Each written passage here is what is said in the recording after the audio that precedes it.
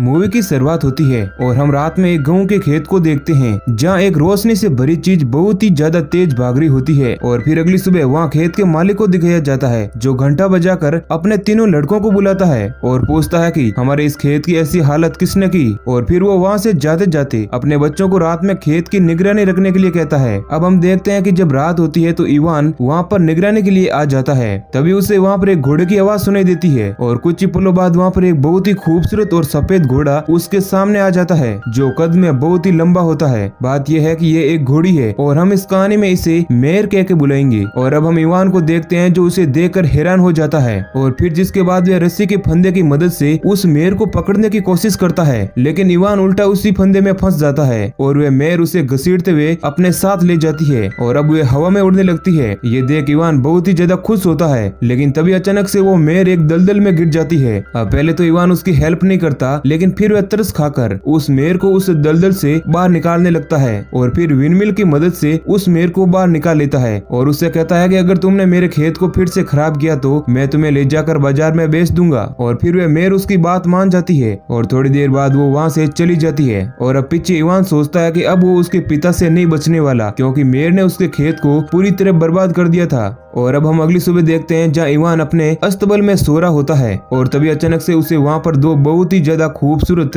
घोड़े दिखते हैं और वहीं पर उसे एक छोटा सा और घोड़ा दिखता है जिसका नाम फाल होता है और वो बात भी कर सकता है। अब फाल इवान से कहता है कि ये दो घोड़े मेरी माँ ने तुम्हारे लिए तोहफे के तौर पर भेजे हैं और साथ ही कहता है कि तुम्हें एक मेंटर और दोस्त की बहुत ही ज्यादा जरूरत है क्योंकि अभी तुम बहुत ही छोटे हो। और तभी वहाँ पर इवान के पिता आने लगते हैं, लेकिन फॉल इवान को खुद पर बैठा कर इतनी तेज रफ्तार से भागता है कि वो कुछ ही सेकंड्स में कई किलोमीटर दूर तक चले जाते हैं। और फिर फॉल की सिटी में इतनी जोर की आवाज होती है कि वहाँ पर दो घोड़े भी भागकर इवान के पास आ जाते हैं और उसी वक्त इवान फॉल से कहता है कि वो इन दोनों घोड़ों को बाजार में बेच देगा। और इसके बाद हमें इवान बाजार में नजर आता है और वो बाजार को देखकर बहुत ही ज्यादा खुश होता है और फिर सभी लोग इवान के घोड़ों को देखकर उनको खरीदने की कोशिश करते हैं, लेकिन फॉल इवान से कहता है कि तुम इन घोड़ों को बेंच पर बैठे उस आदमी को बेच दो। लेकिन इवान उन घोड़ों को राजा को बेचना चाहता है ताकि वे बहुत ही ज्यादा पैसे कमा सकें। और इसके बाद हमें उस राजा को दिखाया जाता है जो अपने महल में बैठा एक मक्खी को मार रहा होता है और फिर राजा अपने मंत्रियों के साथ इवान के घोड़ों को देखने आता है। तभी राजा का एक मंत्री राजा को कहता है कि इतने खूबसूरत घोड़े इस लड़के के तो नहीं हो सकते हैं, जरा इस लड़के को तो देखो, इसकी क्या हालत है, इसके पास ये घोड़े कहाँ से आए हैं। और राजा और मंत्री को लगने लगता है कि इवान ने ये घोड़े चोरी किए होंगे और फिर राजा इवान के घोड़ों को अपने पास जब्त कर लेता है और उन्हें अपने साथ ले जाता है। अब इवान को एक भी पैसा नहीं मिलता है। इस बात पर इवान बहुत ही ज्यादा दुखी होता है और वह फाल से मदद मांगता है और कहता है कि प्लीज इन घोड़ों को मेरे पास वापस ले आओ, तुम जैसा कहोगे मैं वैसा करूंगा। और जिसके बाद फाल फिर से सीटी बजाकर उन सभी घोड़ों को अपने पास ले आता है। इधर घोड़ों के तेज भागने की वजह से राजा अपनी बग्गी से गिर जाता है और उसका मुंह पूरा सफेद हो जाता है, जिसके बाद इवान जोर जोर से हंसने लगता है और राजा को उसके सामने बहुत ही ज्यादा शर्मिंदा होना पड़ता है। और फिर राजा इवान को घोड़ों की कीमत देने के लिए तैयार हो जाता है। अब राजा के मंत्री राजा के साथ सोच विचार करते हैं और राजा से कहते हैं कि इस लड़के को हम लोग अपने पास काम पर रखते हैं और इससे आपकी बेइज्जती का बदला भी ले लेंगे। जिसके बाद राजा इवान को अपने पास जॉब पर रखने के लिए तैयार हो जाता है और इवान भी राजा के साथ काम करने के लिए हाँ कर देता है। और फिर हम देखते हैं कि इवान बहुत ही हंसी खुशी के साथ रहने लगता है और वहाँ के लोग भी उसकी खुशी में खुश होते हैं, जिस वजह से राजा को उससे नफरत होने लगती है। और फिर राजा का मंत्री राजा से कहता है कि हमें इवान को ऐसा मुश्किल काम देना होगा जिसे वे पूरा न कर पाए। और जिसके बाद वे उसे फायरबर्ड को लाने को कहते हैं और कहता है कि अगर वे फायरबर्ड को नहीं ला पाया तो वे लोग उसे जान से मार देंगे। अब बात यह है कि फायरबर्ड को आज तक कोई भी नहीं ला पाया है और ये काम करना लगभग नामुमकिन है। जिसके बाद इवान फॉल से कहता है कि हमें राजा ने जो मुश्किल काम दिया है हम उसे पूरा करेंगे, जिसके बाद राजा हमको बहुत सारा सोना देगा। लेकिन फॉल राजा की नीयत को पहचान जाता है और इवान को समझाता है कि तुम्हें इस काम को एक्सेप्ट नहीं करना चाहिए, ये बहुत ही मुश्किल है और खतरनाक है, इसे आज तक कोई नहीं कर पाया है, इससे तुम्हारी जान चली जाएगी। लेकिन इवान नहीं मानता है। फिर फाल इवान को अपनी पीठ पर बैठाकर दूर दराज एक जंगल में ले जाता है जहाँ उसे ड्रीम नट्स दिखते हैं। और ड्रीम नट्स जब इवान खाने लगता है तब फाल इवान से कहता है कि अगर तुम इसे खाओगे तो तुम्हें बहुत ही ज्यादा गहरी नींद आएगी। और फाल कहता है कि ड्रीम नट्स फायरबर्ड को बहुत ही ज्यादा पसंद होते हैं, अगर फायरबर्ड ने इसे खा लिया तो उसे भी बहुत ही गहरी नींद आएगी और जिसके बाद हम उसे पकड़ लेंगे। और फिर वे दोनों रेगिस्तान में जाते हैं जहाँ फायरबर्ड जमीन के अंदर होते हैं और फिर इवान ड्रीम नट्स को रेत पर फेंकता है और तभी फायरबर्ड रेत में से निकलता है जिसमें से बहुत सारी चिंगारी निकल रही होती है और वे आसमान में उड़ने कूदने लगता है, जिसे देखकर इवान बहुत ही खुश होता है। अब फायरबर्ड उस ड्रीम नट्स को देखता है और एक एक करके ड्रीम नट्स को खाने लगता है और उनको खाने की वजह से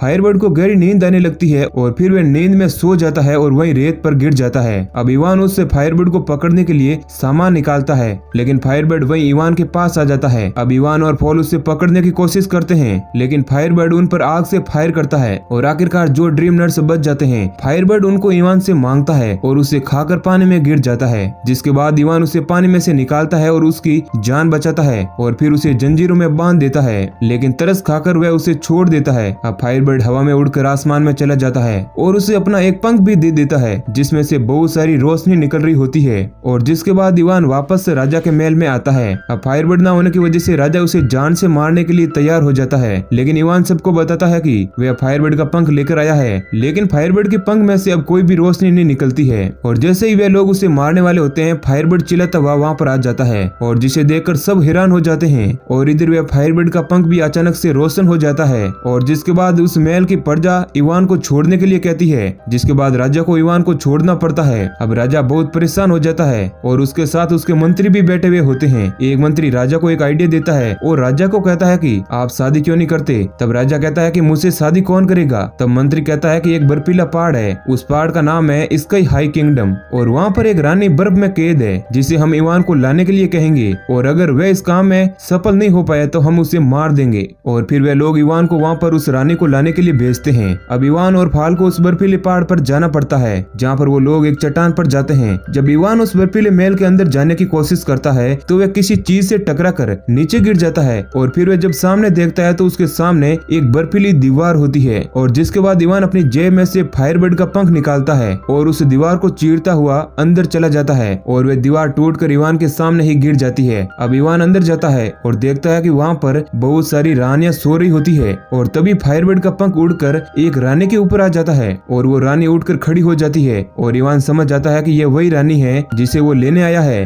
और फिर इवान रानी से कहता है कि हमारे राजा आपसे शादी करना चाहते हैं। तब जवाब में रानी कहती है कि मुझे तुम्हारे डरपोक राजा से शादी नहीं करनी, क्योंकि अगर वो मुझसे शादी करना चाहते हैं तो वो मुझे यहाँ पर बचाने के लिए खुद क्यों नहीं आए। और फिर रानी कहती है कि वो कूद कर अपनी जान देने वाली है और फिर इवान और रानी की बात यहीं पर खत्म हो जाती है और रानी जो है चट्टान से कूद जाती है। इवान बिना सोचे उसके पीछे कूद जाता है ताकि वे उसे बचा सकें और जब वो दोनों नीचे गिरने ही वाले होते हैं तभी रानी इवान को बताती है कि मैं मजाक कर रही थी, मैं तो इसलिए नीचे कूदी हूँ कि मेरा ड्रेस हवा में उड़ सकता है। और फिर इवान की गलती की वजह से रानी का स्कर्ट फट जाता है, जिसके बाद रानी भी अब हवा में नहीं उड़ सकती है। वे लोग नीचे गिरने वाले होते हैं, लेकिन तभी समय रहते फाल वहाँ आकर उन्हें बचा लेता है और अब वे लोग रात में एक जंगल में होते हैं। अब हम देखते हैं कि रानी जो है इवान से थोड़ी थोड़ी मोहब्बत करने लगती है। अब यहाँ से सीन शिफ्ट होता है और हम उस राजा को देखते हैं जो इवान को देखता है, जिसके साथ रानी होती है और वे अपने मंत्रियों को बहुत ही ज्यादा कोसता है और मन ही मन सोचता है कि अब उसकी शादी हो जाएगी। और फिर राजा इवान को सोने से भरा हुआ एक कपड़ा देता है और साथ ही साथ उसे महल में एक बहुत बड़ा ओहदा भी दे देता है, लेकिन इवान जो है खुश नहीं होता है और वह भी मन ही मन में रानी से प्यार करने लगता है।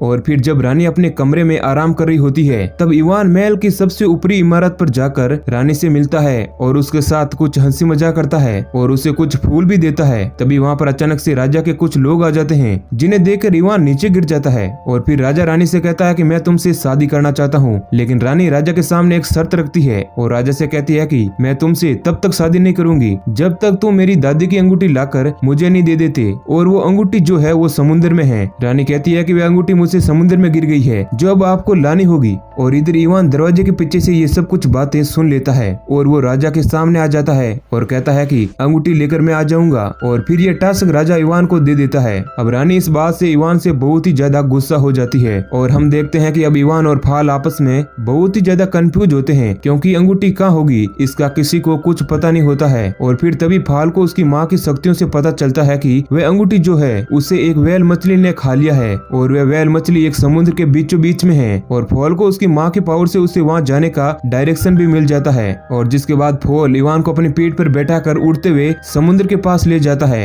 और वो लोग जब हवा में उड़ रहे होते हैं तभी कुछ पंछियों से टकराकर इवान समुद्र में गिर जाता है और जहाँ पर वह देखता है कि कुछ जंजीरों में वह व्हेल मछली फंसी हुई है और अब इवान के ऊपर समुद्र की बहुत ही बड़ी लहर आने वाली होती है, लेकिन फाल उसे आकर बचा लेता है। और फिर जब वे दोनों किनारे पर होते हैं तो व्हेल मछली जोर जोर से आवाज निकालने लगती है, जो फॉल मछली की भाषा को ट्रांसलेट करके इवान को बता बताता है कि इस व्हेल ने बहुत सारे जहाज को निगल लिया है, इसलिए यहाँ के जो सेलर है उन्होंने इस मछली को जंजीरों में कैद कर लिया है। और उसी टाइम फोल को चीख आ जाती है और इसी से इवान को आइडिया आता है। इवान फोल को लेकर मछली के पेट में जाता है और हर तरफ घूमने लगता है और फोल के पंख से गुदगुदी करने लगता है, जिस वजह से व्हेल मछली को छींक आ जाती है और उसकी धीरे धीरे सारी जंजीरें खुल जाती है। अब व्हेल के पेट में जो समुद्री जहाज है वो बाहर आने लगती है और फिर समुद्र के किनारे इवान बहुत अफसोस कर रहा होता है कि उसने तो व्हेल से वे अंगूठी मांगी ही नहीं। और तभी वहाँ पर एक केकड़ा आता है जो इवान को वो रिंग दे देता है और फोल केकड़े की बात को ट्रांसलेट करके बताता है कि व्हेल जो है हर इंसान की बात जानती है, इसलिए उसने ये अंगूठी तुम्हारे लिए भेजी है ताकि तुम राजा को दे सको।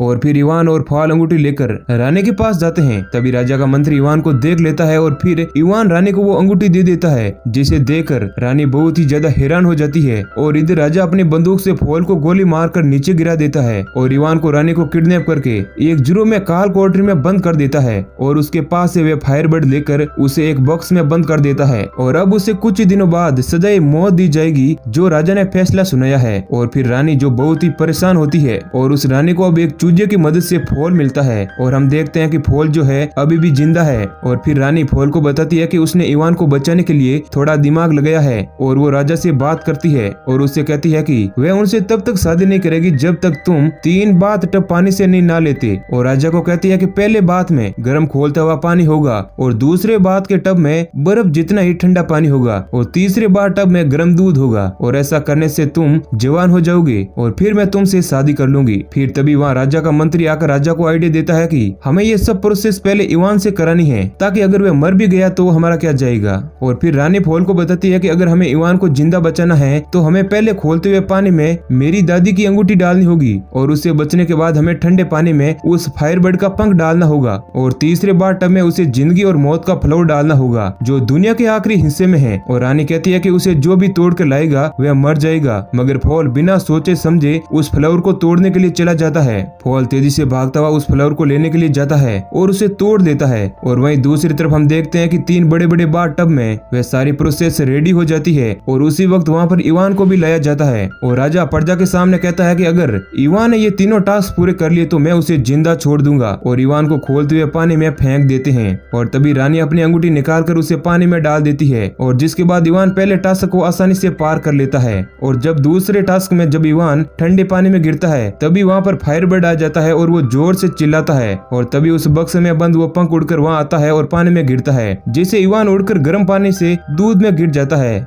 और वह बहुत टाइम तक गर्म दूध में से नहीं निकलता है। जिसके बाद वहाँ के सभी लोग दुखी हो जाते हैं और वो लोग समझते हैं कि इवान अब मर चुका है और वो लोग वहाँ से जाने लगते हैं। तभी वहाँ पर फूल आ जाता है और उस फूल को गर्म दूध में डाल देता है और फिर इवान उस गर्म दूध से निकल जाता है, वो भी बिल्कुल सही सलामत और एक राजा की तरह। और सब लोग उसे देखकर बहुत हैरान होते हैं। जिसके बाद राजा भी उस खोलते हुए पानी में जाता है, लेकिन राजा एक बबल में फंसकर वहाँ से उड़कर बहुत ही दूर चला जाता है। और जिसके बाद वहाँ के लोग अब बहुत ही खुश होते हैं क्योंकि वे राजा उस राज्य के लिए अच्छा नहीं था, वे एक मतलबी इंसान होता है। अब उसके जाने के बाद वहाँ की प्रजा इवान को अपना राजा मान लेती है और तभी रानी और इवान फाल को ढूंढने लगते हैं और हम फाल को देखते हैं जो खुद को मरा हुआ समझता है। और तभी रानी उसे बताती है कि तुम बिना सोचे उस फूल को ले आए, इसलिए तुम अभी तक जिंदा हो। अगर तुम डरकर उस फूल को लाते, तुम्हारे हौसले बुलंद नहीं होते तो तुम मारे जाते। अब ये सुनकर इवान बहुत खुश होता है कि फॉल उससे कितना प्यार करता है। और आखिर में हम देखते हैं कि इवान और रानी की शादी हो जाती है और इसी सीन के साथ मूवी एंड हो जाती है। तो ये कहानी अगर आपको पसंद आई है तो वीडियो को लाइक जरूर करें।